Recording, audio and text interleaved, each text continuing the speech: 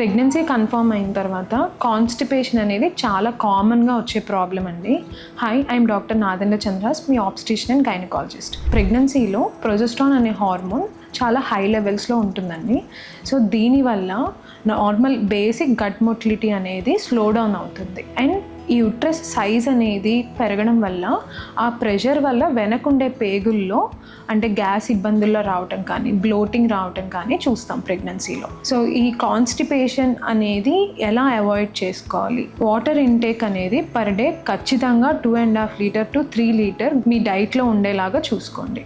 And fibre rich foods అంటే పీచు పదార్థాలు, గోధుమ రవ్వ కానీ, ఓట్స్ కానీ ఇవన్నీ మీ డైట్లో ఉండేలాగా చూసుకోవాలి. అండ్ ఎలాంటి ఫుడ్స్ మనం అవాయిడ్ చేయాలి అని అంటే గట్ మొటిలిటీని స్లో డౌన్ చేసే ఫుడ్స్ అంటే పులుపు పదార్థాలు కానీ, మసాలాలు కానీ, ఎక్కువ నాన్ వెజ్ తినడం వల్ల కానీ, డీప్ ఫ్రైస్ అంటే ఆయిలీ ఫుడ్స్ కానీ ఇవన్నీ అవాయిడ్ చేస్తే మంచిది.